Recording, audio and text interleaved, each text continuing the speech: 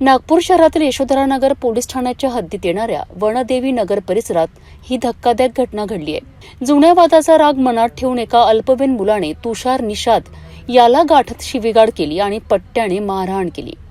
यानंतर तो मुलगा थेट आपल्या घरी जाऊन वडील आणि काकांना माहिती देतो। काही वेळातच शाकीर कुरेशी, जुबेर कुरेशी आणि जाकीर कुरेशी हे तिघे त्या मुलासह तुषारच्या घरी पोहोचलेत। आरोपींनी तुषारला शिवीगाळ करत घरात घुसून हल्ला चढवला। मध्यस्थी करण्यासाठी आलेल्या तुषारच्या वडिलांनाही लाकडी दांडक्याने बेदम मारहाण करण्यात आली। या घटनेत तुषारचे वडील गंभीर जखमी झाले आहेत। तक्रार दाखल होताच पोलिसांनी तत्परता दाखवत तिन्ही आरोपींना अटक केली असून एका अल्पवयीन मुलाचाही या प्रकरणात समावेश आहे। या घटनेमुळे परिसरात काही काळ तणावाचे वातावरण निर्माण झाले होते।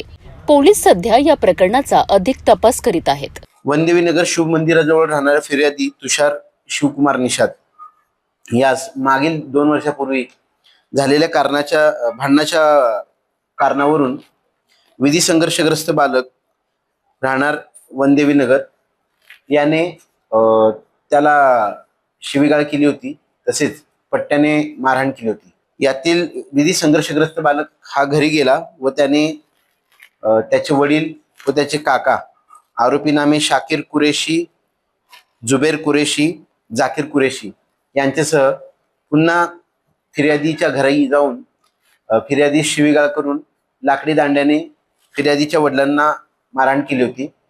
सदर फिर्यादीच्या तक्रारीवरून यशोधरानगर पोलीस ठाणे येथे गुन्हा दाखल करण्यात आलेला आहे। सदर गुन्ह्यात आरोपी शाकीर कुरेशी, जुबेर कुरेशी व जाकीर कुरेशी यांना अटक करण्यात आलेली असून माननीय न्यायालयाने त्यांचा दिनांक 29 रोजीपर्यंत पोलीस कस्टडी रिमांड मंजूर केलेला आहे। गुन्ह्याचा पुढील तपास सुरू आहे।